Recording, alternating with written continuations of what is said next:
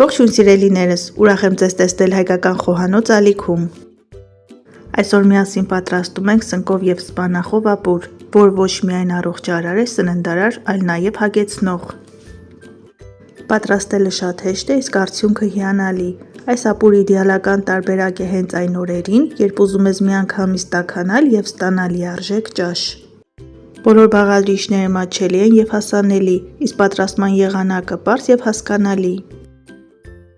350-ից 400 գրամ սունկը լավ լվանալուց հետո մարանցնում ենք։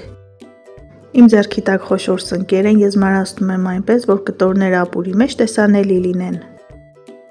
Մանր խորանարդների ենք բաժանում 3 միջին չափի կարտոֆիլ։ Կմարանցնենք նաև 1 միջին չափի գազար և մի փոքր փունջ համեմ, ապուրին թարմություն հաղորդելու համար։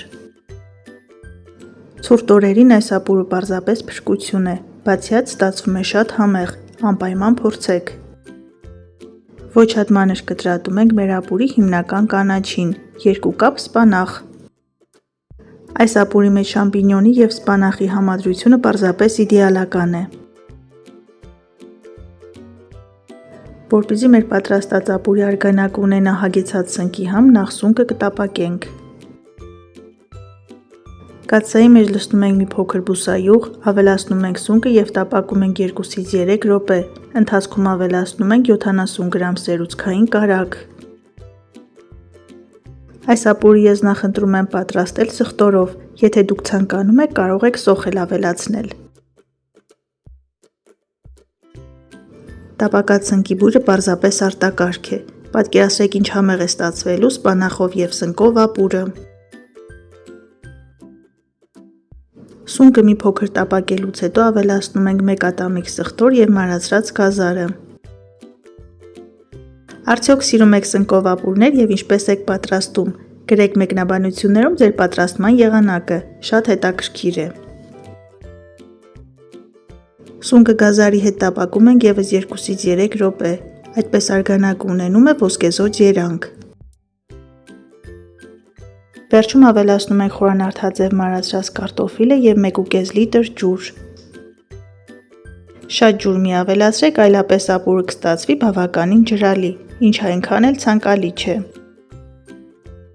Ծածկում ենք կաթսան և ապուրը եփում ենք մոտ 20 րոպե։ 20 րոպե անց ավելացնում ենք սպանախը և ապուրը համեմում ենք աղով և սև պղպեղով, ըստ ճաշակի։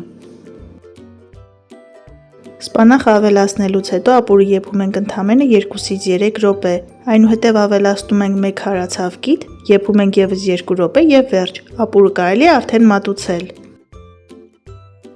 Ինչպես տեսնում եք, հեշտ և արագ պատրաստվող սնկապուրի բաղադրատոմս է, սակայն ստացվում է չափազանց համեղ։ Ձուն ավելացնելիս չենք մոռանում ապուրը անընդհատ խառնել։ Դե ինչ սիրելիներս, այսօր էլ սնկով և սպանախով պատրաստվող այսպիսի համեղ ապուրի հրաշալի բաղադրատոմս։ Դուք էլ փորձեք պատրաստել այս տարբերակով, սնվեք առողջ և եղեք առողջ, ցտեսություն, կհանդիպենք հաջորդ տեսանյութերում։